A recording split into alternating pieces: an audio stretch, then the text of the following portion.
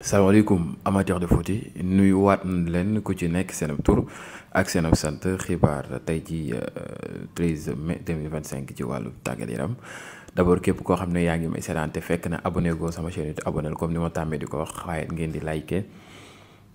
di commenter di partager bu ngeen ñu mën soutenir ci xibaar yi nga xam ne ñu ngi leen koy jox matin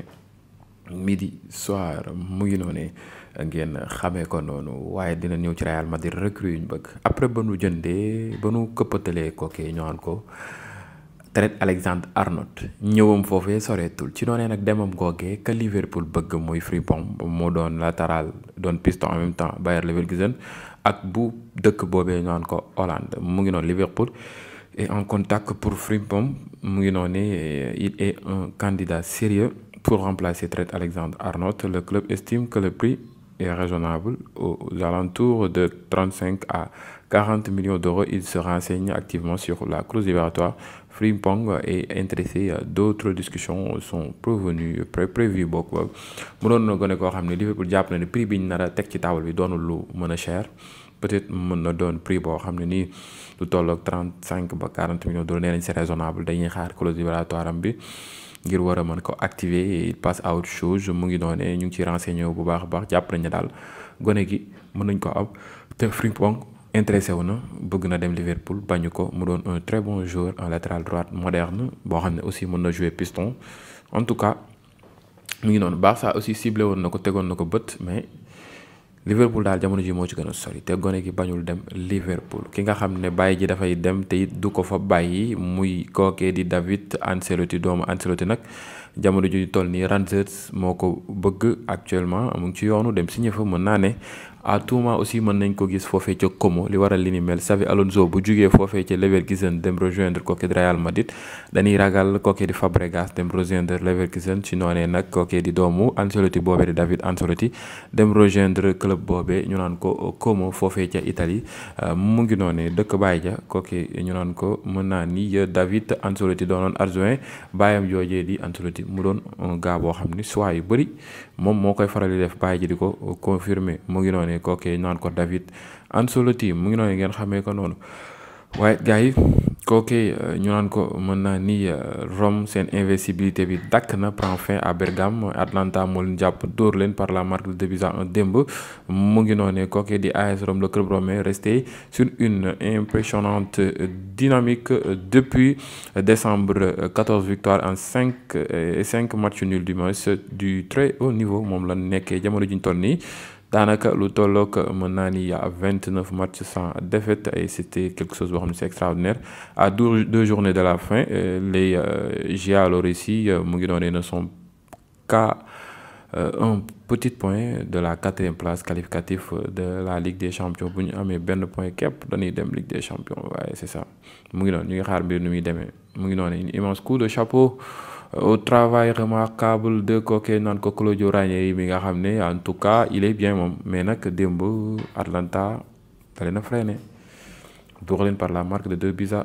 mu doon ñoom Dof Big ak ñoom Connect ñoom seen en tout cas ils ont une très belle équipe mu ngi noonu ngeen xamee ko noonu démb bërki démb nag ba classico bi amee Barça di doo Real Courtois nag saaga na fa 2 fois benn bi Vinicius moom la doon wax comme quoi genre ñoom mu bàyyi coow leeg yëngu-yëngu yeeg ñoom seen te concentré wu ci match beeg ñoom seen te actuellement liñ soxlaa mooy des leaders beneen bi kooke di Lamine Yamal daanaka la am na occasion bu mu raté Courtois génne ko mu ngi noonu ne ko je t'ai eu fils de bëgguma jaar ci li ci topp mu ngi noonu yàq na ko daal loolee mu ngi noonu Vinicius sa beneen wet ga moom it da doon jéem a clash Inigo Martinez ci Ligue des Champions bi mu ne leen Ligue des Champions ngeen doon wër te amoo leen ko du ngeen ko am mu ngi noonu tu voulais la Ligue des Champions mais finalement non da ngeen bëggoon Ligue des Champions mais déedéet du ngeen ko am en tout cas Vinicius daal moom làmmeñam moomu ko génnaat na ci après biu Lamine Yamal bi aussi tamit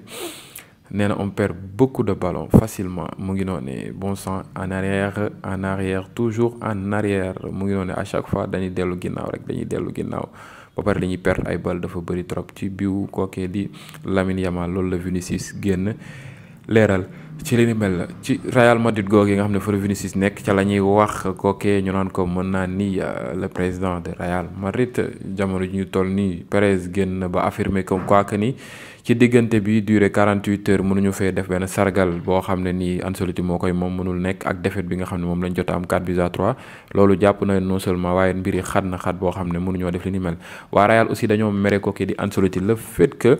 ba mu amee accord ak Brésil boobu ak léegi Ancelotti mën naa ni joxeetul lam doon joxe carrément ci équipe Real Madrid mën naa ni rythme bi wàññeeku na entraînement normal sax doon ñu koon def joueur sax dañoo yoon ba choqué wu ci mën naa ni bàyyeeku bi nga xam ne Ancelotti bàyyi woon na ko bàyyeeku na ko tegatu leen pressing bi war ci match yi ba ci entraînement yi dunduñu woon carrément au niveau loolu daal métti waa Real Madrid ba tax nag dañoo jàpp ne Ancelotti daal lam def du dëggu du yoon ci noonu nag signé na foofee ca Brésil moom ngeen gis première photom moo nekk noonu accompagné de Diego Fernandez qui s'est occupé des négociations au nom du Brésil ces derniers moments moo doon négocier le Brésil Seleção mu ngi noonu ci dernier moment yi ngeen gis noonu kooke ñu naan ko Diego Fernandez kooke di Ancelotti nag mën naa ni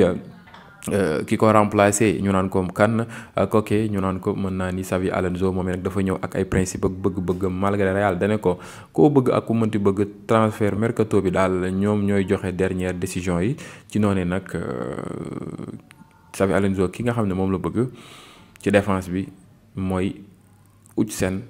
Saliba wala kooke ñu naan ko mën naa ni Konaté bu Liverpool actuellement Huijsen ñoom jàpp nañ ne war nañ koo mën a jënd nag gone gi bëgg na ñëw Real Madrid mais aussi tamit prix mën na bañ a yéeg ci kaw a kaw malgré Chelsea mu ngi ci mbiri mais kooke di Saliba Real loolu rêve la si ñoom dañ ko bëgg carrément bañ ñu ci dara Saliba aussi bañut waaye mbir mi dafa cher ci seen côté Saliba dafa cher trop Real loolu la jàpp que ni Arsenal liñ teg ci Saliba dafa bëri te loolu c'est un peu impossible de l'avoir ci côté Konaté nag 2026 la contrat am di jeex Real bëgg nañ ko jënd mais aussi ñu ngi espérer jéem a xool nun koy bàyyee mu libre ba mu libre ñu mën ko am facilement comme nañ amee Alexandre-Arnold Kylian Mbappé Alaba Rudiger et tant d'autres joueurs yoo xam ne Real am na leen librement en tout cas Xavi Alonso daal loolu la bëgg te bëgg na beneen arrière droite tamit beneen latéral droite bu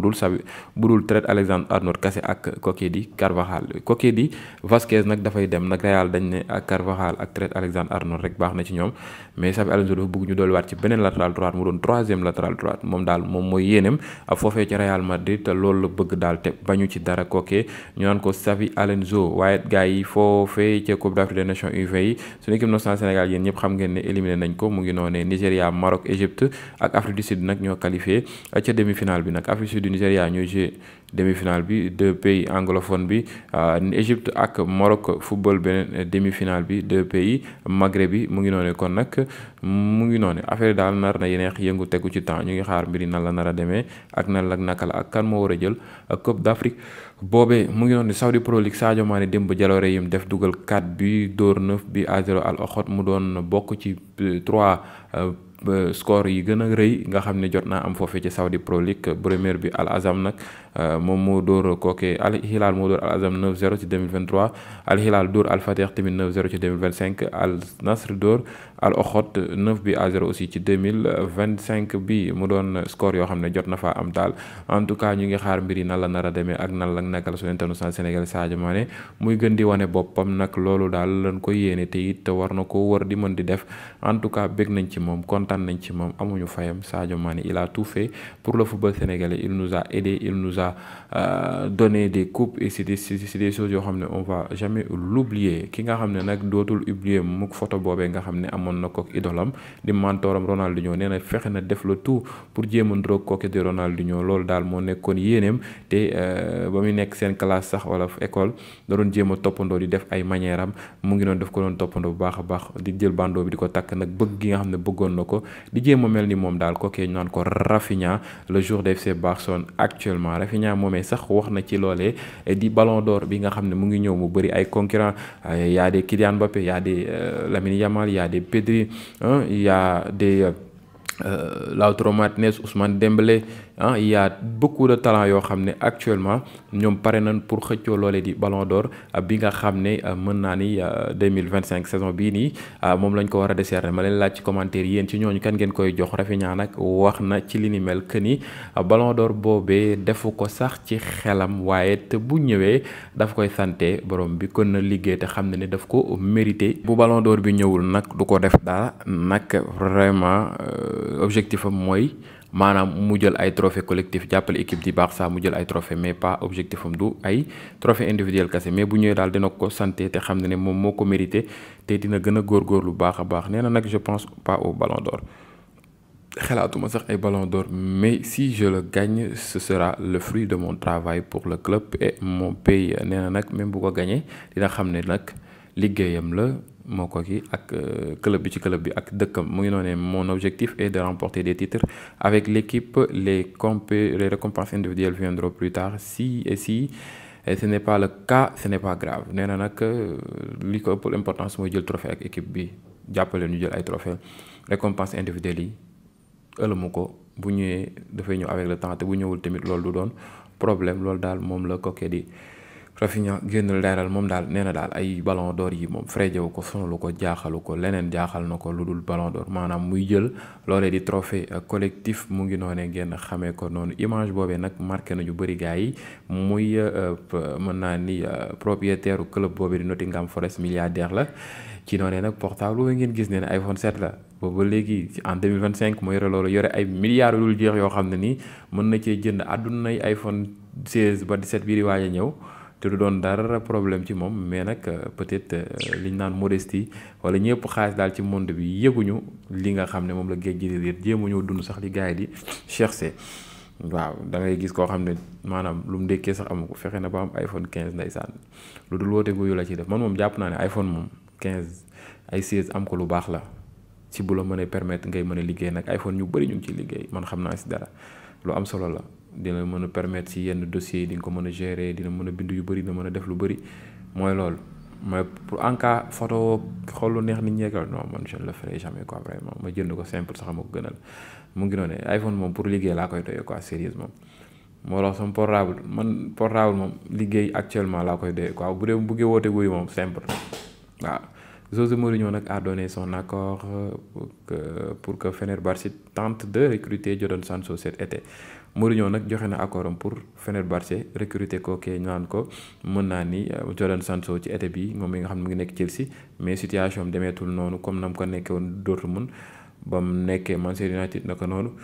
ñëw Chelsea début bi baaxoon na, mais après au finish ce n'était pas bon et c'est quelque chose boo xam ne c'est malheureux pour moom. ñu ngi xaar mbir yi nan la nar a demee ak nan la nakal. en tout cas yàlla na ko yàlla jàppale. kooku ñaan ko Jadon Sancho. Cristiano Junior di doomu Cristiano Ronaldo tey nag numéro 7 baay bi moom la takk ci U15 mën naa ni Portugal ci banc bi la jógee. mu ngi doon ci benn match bu ñu doon football amical contre Japon. actuellement gone gi nag mooy def buzz, xaw ma nag dina topp tànku baay bi ou pas. en tout cas baay bi génn na ba félicité ko, encouragé ko sur Instagram. moom la bind dugal ko uniquement bi photo bi même pas mën naa ni 20 minutes yegg na 1 million de j'aime. Félicitations pour tes débuts avec le Portugal mon fils, fier de toi, très fier de toi. loolu la ko génn leeral, mu ngi koy encouragé ci match bi mu football ak Portugal. ba pare ne ko bég naa ci yow, am na contentement ci yow, am naa yëg-yëg bu yaatu ci yow te it gën na bég ci moom daal. kookee di Cristiano Ronaldo ak doomam. new look Antoine Griezmann moom ngeen gis noonu ci look bu bees boobee. mu ngi noonu mu doon look boo xam ne nag jàpp na ko Griezmann. mu ngi noonu en tout cas Sorloth ngi yëngatuwaat de, jugaat na ci raay bi. gis nga boo juumee ba ñàkk sa place boobee pour nga ñëwaat du yomb. Sorloth diwam ak Alvarez mën na doon duo bu explosif, duo bu extraordinaire. ils peuvent marquer beaucoup de buts même. mu ngi noonu am naa ci yaakaar daal te it xalaat naa ko. mu ngi noonu ngeen xamee ko noonu. xibaar gi nag dañ koy tëjee kan kookee ñu naan ko Dani Olmo moomee nag ka bëgg mooy kan Pep Guardiola ak Manchester City ñoo ci xar seen tànku tubéy ngir war koo mën a am. seen club boobee actuellement visé nañ ko, garde nen benn œil si moom Dani Olmo du FC Barcelone avant l'été. mu ngi noonu kookee di Pep Guardiola daal bëgg naa foqati këppatal kookee di Dani Olmo indi ko ci club bu Manchester City boobee, xool nan lay mën a organiser waate milieu terrain bi gérer lépp. vu que ni Dani Olmo foofee ca Barça il n'est pas à 100%. on attendait mieux, plus mu ngi noonu, mais on a vu si c'était 100% on a vu peut-être 60%. mu ngi noonu on espérait avoir peut-être 80% ou 85%, mais on a vu uniquement 60%. On peut dire que les blessures ont provoqué tout ça, mais il doit se montrer quand même. Il doit vite se montrer que Fermín López, actuellement, il est en forme. Fermín López, c'est un joueur bohamné, il est plus explosif que Dani Olmo. Peut-être Olmo peut être plus technique que lui, réaction Olmo sur les dribbles peut être plus rapide que lui, mais Fermín López, il est plus actif sur le terrain, il donne plus d'envie, et c'est quelque chose bohamné aussi, ça compte. Et Dani Olmo doit beaucoup travailler actuellement. Il doit beaucoup s'améliorer aussi, surtout du côté non seulement mu wàññi ko gën a dëgër te bàyyi yambar bi dafa xaw a yambari trop léegi mu ngi noonu ngeen xamee ko te dafa njaxlafoon nag waaye mu ngi noonu képp koo xam ne nag abonné go suma chaîne YouTube bu ko tàyyi bësal bouton s'abonner bi ngay liker di commenter di partager loolu ngeen ñu mën a soutenir ci xibaar yi nga xam ne ñu ngi leen koy jox matin midi soir kon nag bu leen ko tàyyi jàmm ci yéen gars yi ba beneen yoon ci yeneen vidéo merci à vous jaa ngeen jëf sama gars yi